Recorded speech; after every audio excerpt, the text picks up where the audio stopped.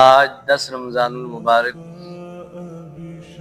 یہ حضرت طاہرہ عابدہ سیدہ خدیجۃ الکبریٰ رضی اللہ عنہا کے وصال کا دن ہے۔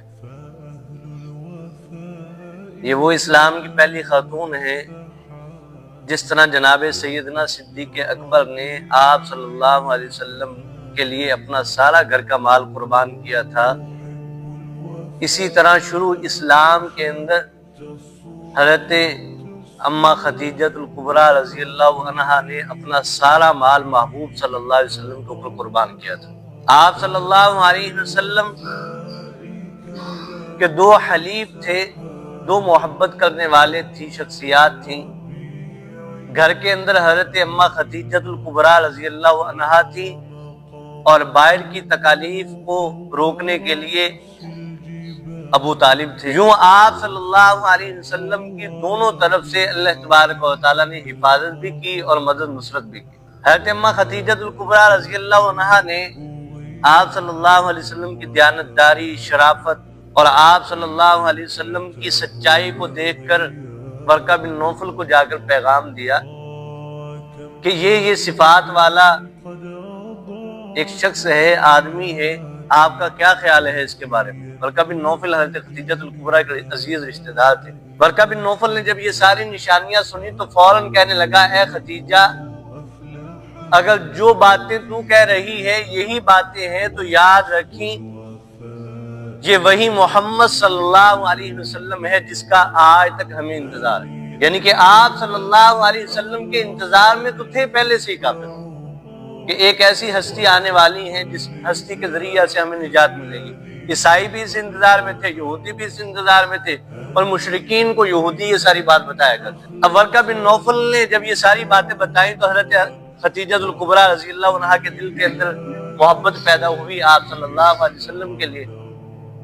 انہوں نے ذاتی طور پہ آپ صلی اللہ علیہ وسلم کو پیغام نکاح بھیج دیا کہ میں آپ سے نکاح کرنا چاہتا ہوں۔ آپ صلی اللہ علیہ وسلم نے پیغام نکاح کو اپنے چچا کے مشورے کے ساتھ قبول کر لیا، نکاح ہو گیا۔ نکاح کے بعد آپ صلی اللہ علیہ وسلم کے اوپر تکالیف آنا شروع ہوئی۔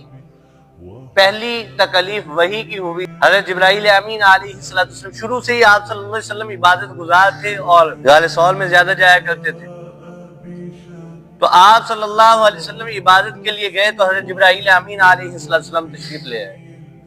اب یہاں بڑا ہی پیارا مکالمہ ہے آپ صلی اللہ علیہ وسلم کا اور حضرت جبرائیل امین علیہ السلام کا۔ انہوں نے آ کر آپ صلی اللہ علیہ وسلم سے کہا کہ اقرا، پڑھیے، بسم ربک الذی خلق، اس رب کے نام سے جس ذات نے آپ کو پیدا کیا۔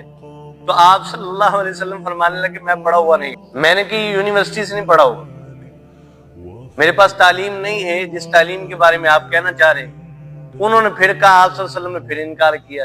تیسری مرتبہ پھر کہا جبرائیل امین علیہ السلام نے، پڑھیے اے محمد، تو آپ صلی اللہ علیہ وسلم فرمانے لگے میں پڑھا ہوا نہیں ہوں۔ انہوں نے یہاں سے پکڑا اور جھنجھوڑا آپ صلی اللہ علیہ وسلم کو پکڑ کے۔ اب ایک فرشتے کا پکڑنا، آپ صلی اللہ علیہ وسلم نے فرمایا ہے کہ اللہ تبارک و تعالی نے یوں فرشتوں کو تخلیق کیا ہے، اگر ایک فرشتہ اپنے ایک پر کو کھولے تو زمین کے ایک طرف لگا دے اور دوسرا پر کھولے تو دوسری طرف لگا دے، اور یوں 70,000 پروں کے ساتھ اللہ تبارک و تعالیٰ نے ایک فرشتے کو بنایا۔ آپ خود اندازہ لگائیں، دو پر اتنے فاصلے کے ہیں، پھر اس میں طاقت کتنی زیادہ ہوگی، اور پھر فرشتوں کے سردار ہوں جبرائیل امین علیہ السلام، ان کی طاقت کتنی زیادہ ہوگی۔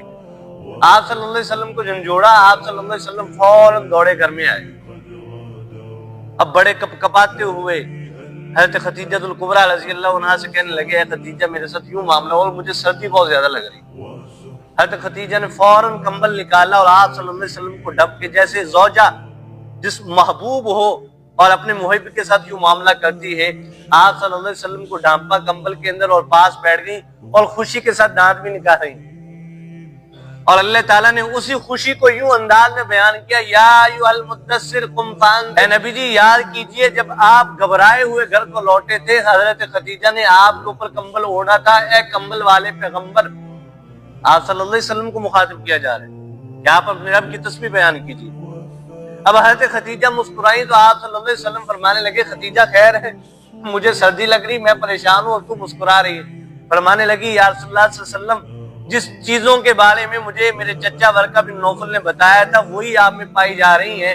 میں اس بات سے خوش ہوں کہ میں آخری پیغمبر کی زوجہ محترمہ ہوں۔ اور حضرت خدیجہ سے کہنے لگے خدیجہ اب مشکلات کے لیے تیار ہو جائیں، کہ وہی محمد ہے جس کا پورا مکہ دشمن بن جائے گا ایک وقت کے بعد۔ تو آپ صلی اللہ علیہ وسلم حیران ہوئے کہ ابھی تو سارے لوگ مجھے اپنی امانتیں پکڑاتے ہیں، دشمن کیسے بنے گے؟ فرمایا کہ یا رسول اللہ صلی اللہ علیہ وسلم، کاش کہ اللہ تبارک و تعالیٰ مجھے اس وقت جوانی والی زندگی عطا کر دیتے تو میں آپ کے ساتھ آپ کے سائے کی طرح رہتا تلوار لے کر، تاکہ جو بھی آپ کی طرف ہاتھ اٹھتا میں اس کا ہاتھ کاٹ دیتا، جو انگلی اٹھتی اس کی انگلی کاٹ دیتا۔ یعنی کہ اب تو میں بوڑھا ہو چکا ہوں، ورنہ میں آپ کے ساتھ مل کر ان کا مقابلہ کرتا۔ اور گھر کے اندر آپ صلی اللہ علیہ وسلم بعض تکلیفوں کے ہارے ہوئے آتے تو حضرت خدیجہ سے آ کر ذکر کیا کرتے، اور حضرت خدیجہ آپ صلی اللہ علیہ وسلم کو تسلیاں دیتی، کبھی سر دباتی، کبھی پاؤں دھوتی، کبھی آپ صلی اللہ علیہ وسلم سے اپنے دوپٹے کے ساتھ غلط و غبار جو چہرے پر لگی ہوتی اس کو مٹاتی، اور ساتھ ساتھ محبوب صلی اللہ علیہ وسلم کو تسلیاں دیا کرتی تھی۔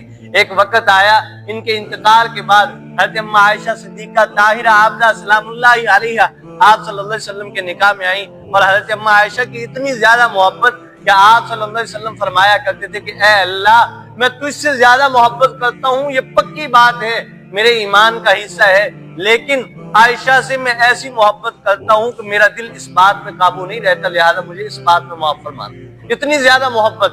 اور حضرت اماں عائشہ سے کہا کرتے تھے محبوب صلی اللہ علیہ وسلم اکثر اوقات، اے عائشہ مجھے ختیجہ کی یاد بڑی آتی، اے عائشہ مجھے ختیجہ کی یاد بڑی آتی۔ اتنی زیادہ مشکلات میں آپ صلی اللہ علیہ وسلم کا ساتھ دیا۔ ابوبکر صدیق رضی اللہ عنہ کا بھی احسان ہے دین کے اوپر، اگر ان سے بڑھ کر کسی کا احسان ہے عورتوں میں سب سے زیادہ حضرت خدیجہ الکبریٰ رضی اللہ عنہا کا ہے۔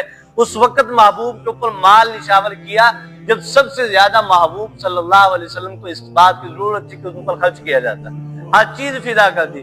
دعا ہے اللہ تعالیٰ ہماری گھر والی مائیں بہنوں کو اللہ تبارک و تعالیٰ ان کی سیرت اپنانے کی توفیق عطا فرمائے، اور انہی کی سیرت اور ان کے بیٹوں کی سیرت، ان کے نواسوں کی سیرت ہم سب کو اپنانے کی توفیق عطا فرمائے۔